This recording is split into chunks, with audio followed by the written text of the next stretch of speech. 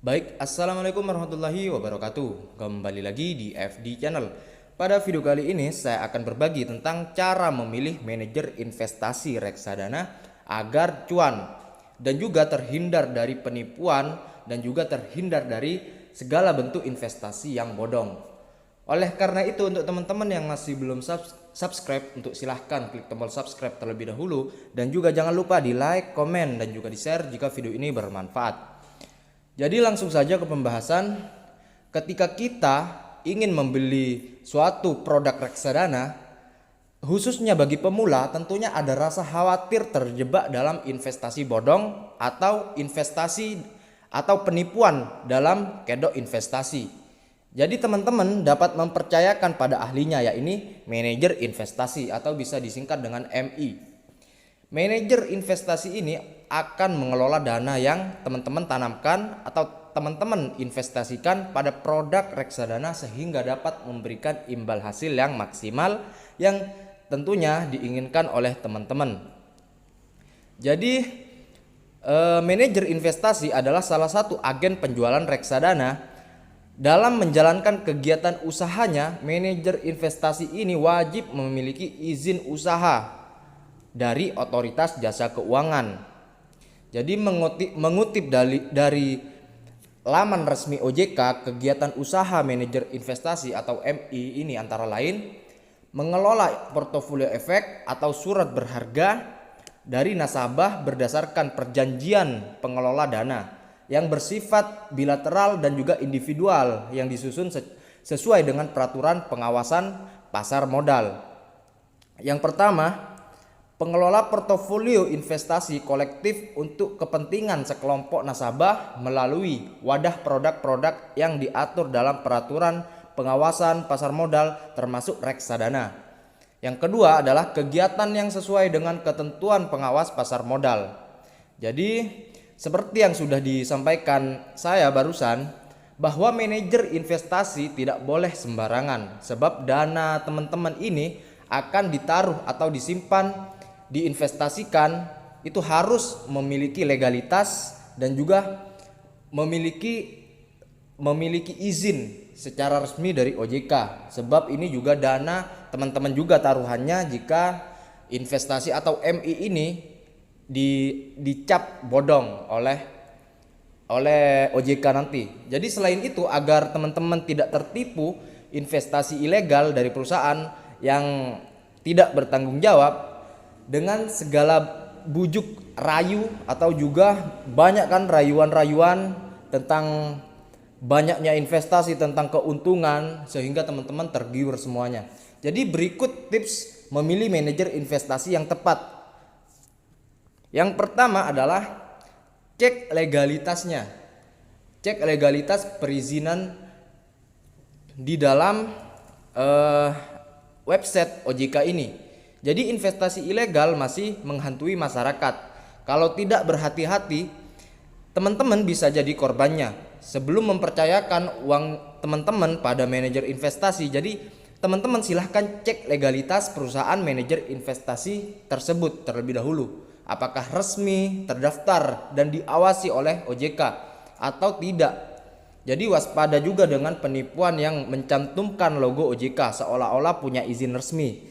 Jadi untuk itu pastikan teman-teman mengecek daftar nama manajer investasi legal melalui website OJK sebelum berinvestasi.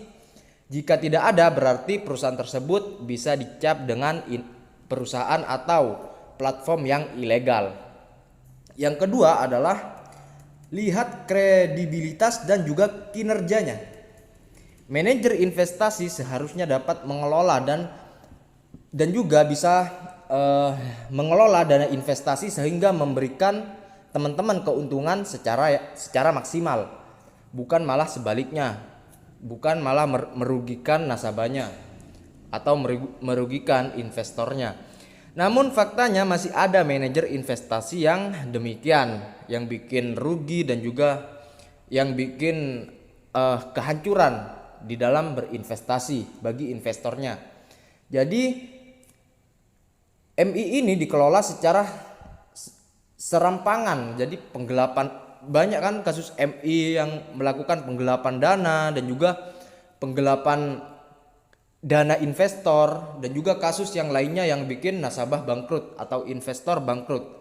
Jadi teman-teman harus memperhatikan rekam jejaknya terlebih dahulu. Jadi baik itu di masa kini maupun di masa yang lalu. Jadi jangan pilih manajer investasi dengan rekam jejak yang buruk dan sudah ketahuan jeleknya. Jadi teman-teman harus memilih secara baik, janganlah tergiur dengan keuntungan yang besar. Jadi sebelum menaruh dana, cek kinerja investasi lewat portofolio atau hasil investasi yang pernah dan juga sedang dikelola. Bisa juga dengan cara meminta langsung kepada perusahaan atau juga melihat atau mengecek di platform tersebut. Jadi pilih manajer investasi yang memiliki rekam jejak yang bagus, kinerja yang gemilang, reputasi yang baik, serta punya nama yang besar. Jadi dengan begitu teman-teman dapat berinvestasi dengan tenang dan juga aman tentunya. Yang ketiga adalah cek biaya investasinya. Kalau mau investasi dengan mempercayakan pada ahlinya, jangan hanya tahu berapa keuntungannya saja, tetapi juga ada biaya-biaya yang dikenakan oleh investor reksadana. Biasanya biaya tersebut meliputi biaya pembelian unit penyertaan, penjualan kembali, pengalihan unit, dan juga biaya transaksi maupun biaya transfer bank. Jadi teman-teman harus cari tahu berapa biaya ini sebelum investasi. Perusahaan harus terbuka mengenai detail biaya investasinya. Tidak ada yang ditutup-tutupi sehingga investor memahaminya secara maksimal. Jika memilih manajer investasi yang punya nama besar, reputasi bagus, dan juga portofolio kinerja yang oke, konsekuensinya biaya lebih mahal juga tentunya nantinya. Selanjutnya yang keempat adalah sesuaikan dengan profil resiko teman-teman. Jadi kategori investor menurut profil resikonya ada 3 ya. Ini konservatif atau bisa disebut dengan sangat aman, moderat yaitu di tengah-tengah, dan juga agresif yang berani mengambil resiko yang tinggi. Nah, teman-teman termasuk yang mana itu bisa teman-teman cek di platformnya, biasanya ada seperti di Bibit, di situ ada untuk mengecek profil resiko teman-teman. Jadi jika teman-teman memiliki tingkat resiko atau memiliki profil resiko yang konservatif, teman-teman diharuskan mencari investasi yang aman. Jadi pilih manajer investasi pengelolaan dana yang memiliki resiko yang aman, contohnya tentang pasar uang dan juga obligasi. Dan jika teman-teman memiliki tingkat resiko atau profil resiko yang agresif atau bisa berani mengambil resiko tinggi, teman-teman bisa langsung masuk ke reksadana saham. Jadi meski demikian, teman-teman tidak perlu khawatir tergantung keahlian manajer investasi dari pengalaman atau jam terbangnya. Terpenting pastikan teman-teman memilih manajer investasi atau MI yang sesuai dengan profil resiko agar tidak menyesal nantinya.